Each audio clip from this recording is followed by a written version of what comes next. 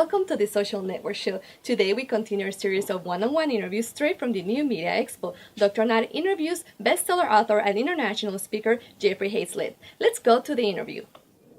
Hey, it's Dr. Nat here, and I'm here with Jeffrey Hayzlett. He is my mentor, he is my friend, and he is one amazing thought leader. So, Jeff, tell me, what are you working on these days? Well, after that introduction, I'm done. I can't speak. I don't know. I'm still working on helping businesses grow. That's the biggest part that we do. I've got a public relations firm called Tall Grass, which is, if you're going to run with the big dogs, you're going to learn to pee in the tall grass, so to speak, and I'll say it in a nice way, because I'm from South Dakota. And then, we're working with B1 Strategic Marketing and, pushing my book and doing all the stuff that we do. So what do you see here at the show? Have you seen anything really interesting? I'm really curious about Robert's show, Inventing the Future. I think what Barry and the whole Live Labs team is doing is just phenomenal. It's the future of television. It's the future of engagement, which we see in a much broader way. So it's taking broadcast, putting it on the web, but even more so, it's an interactive side of it. And they've been doing this for a couple of years, kind of behind the scenes, under the covers, and a tremendous following on the places they've done it. So I think what they're going to do here is showing that it's just going to blow it out of the water. Robert's certainly a smart guy and knows what he's doing and has got some big, broad thoughts. But the folks at Live Lab, you put two of those together, it's kind of like splitting the atom bomb, and we're going to see something big come from it, which is kind of cool. That's really cool. What advice would you give to brand managers and social media marketers? What are they missing? What don't they get? I think lighten up would be the thing. Everybody, especially brand guys, really try to control the brand, and you got to realize you don't control it. You never have. The customers control it. You might shepherd it, water it, nurture it, maybe fertilize it from time to time, but really you don't control it. And they've really got to learn to let it go and let it be a breathing organism, because that's really what it is. Brand is about a promise delivered. So focus on delivering the promise, and if you do that, you're doing the right things, then you really don't have to worry about the brand. I think a lot of them are worried about the brand equity, and they're worried about, what if somebody says something negative? And my thought was, they're already saying something negative. One, don't you want to know? And two, because people are like, oh, well, I'll just put my head in the sand and I won't look.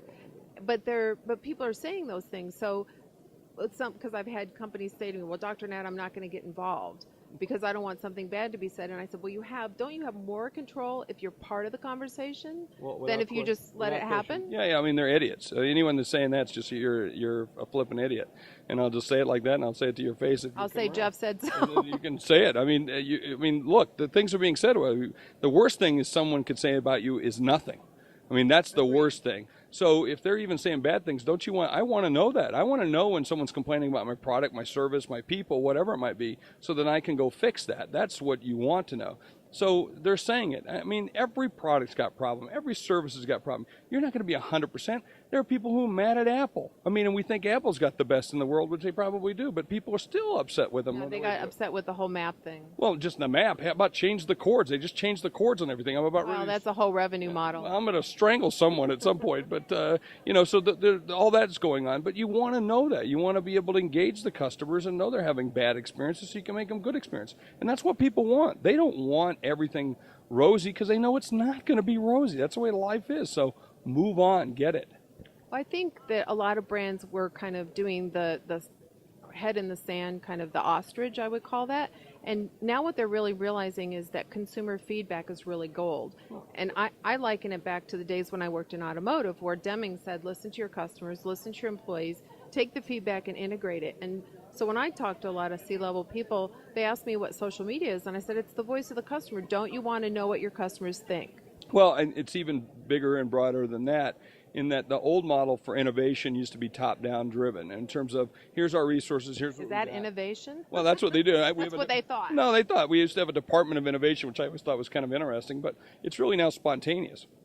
And so what you're doing is taking all the information, all these things you do, by listening, by engaging with the customers, and you get great ideas. When I was chief marketing officer of a Fortune 100 company, I sold $400 million worth of a product one year just from listening and reading a tweet that someone had written. And I said, go do this. Go implement this. If you put this in there, we will make money from it. And we sold $400 million worth of product that year. So that's, again, that we wouldn't have done that had we not gotten that tweet. And more importantly, listened and then acted on that tweet. So that was a very, very important thing to do. I think there's a level of arrogance that occurs in brands, and not invented here. We know better than the customer. And so I've been in a lot of creative departments where they really truly think that they know better. And what we're finding, at least in the research I've seen, is that by taking that customer feedback and integrating that into the marketing campaign, customers feel heard, they feel appreciated. And just, even sometimes when a brand makes a mistake, just reaching out and saying, gosh, we're really sorry, how can we help? Well, that's a smart thing to do by saying, hey, we're human. And being human, because companies are made up of people, and that's ultimately what they're buying is that relationship with the customer and with the folks that work in it. So it's a very, very smart thing to do. Tell me what you think about this quote. There's a corporate poet named David White, and he said that we leave 60% of ourselves in the bus, in the car, on the train. And we go into corporate America and we don't fully show up. And I think the corporate structure, because it's been command and control, has not allowed us to be really creative. And so it seems to me now, not only do you have the voice of the customer, but now there's a bit of a freedom around employees being able to voice what they think and what they know. Well, first, as a poet, none of that rhymes. I'm just going to let you know right there. None of it rhymes. So it must be a haiku or something. I don't know. No, I think if you're running a good company, I'm trying to think, would say that my employees leave 60% behind? I would say that it's not in my experience. Yeah. And so that's what I would look at what's the culture and the makeup and the mood of the company. And I think mood's a pretty important one. Don't you think the fish stinks most at the head, meaning leadership? Oh, so if people are leaving most of their personality and their persona in the car, that's because they've been taught to do that. Well, I say look in the mirror. That was my first book, The Mirror Test. If you want to look and see what's wrong with your business, look in the mirror, because usually it's you. And so I think that goes right to it right there in terms of, if the leader's leading and doing the things and living by example and showing everybody else how to do it, then hopefully everybody else is doing the same thing. Not to the full extent that you should be doing, because I think if you're a leader, like I am in my company, I'm going to do it harder, more intense and everything than they are, just because it's me. But I would like them to have some level of that's close to that. Some passion. Tell me, I know you're working with a lot of startups and new tech. Tell me a couple of ones that you think we should keep our eye on. Well, I love some really good. There's some that are here and some that aren't here. But I love watching WeCare.com, a nonprofit or for-profit that's helping nonprofits. A really good company. I love DocuSign. I think and they're doing a great job. I mentioned Live Labs, which I think is doing a super good job. Twixt, which is a brand new company that's going to be launching February the 14th, Valentine's Day. It's a life of two. And so it's a social network for two people. So it's like saying you have to be sponge worthy, and I'm only going to be able to pick one other person that I'm going to want to link to and share in terms of social sharing. So those are some really cool companies that I'm watching and seeing, and I think there's a whole bunch more that we're working with, and we're just having a blast doing it.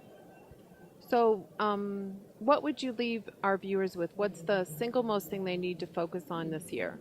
I think doing it and focus. Focus is the key word I'm using a lot for our team.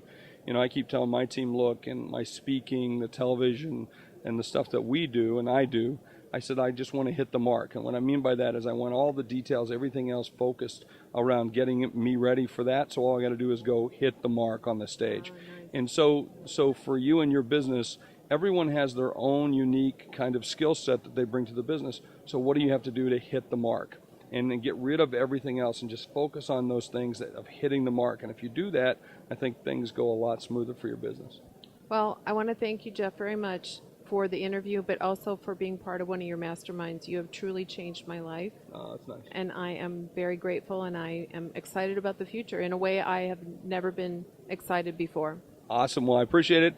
In mastermind groups, which is about bringing out the very best in your personal as well as your professional side, it's about the people and how people come together.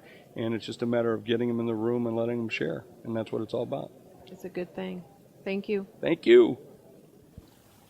Thank you, Dr. Nat. Well, this successful entrepreneur has even been featured in shows such as The Celebrity Apprentice and Conan O'Brien, to name a few. That's it for now. Until next time.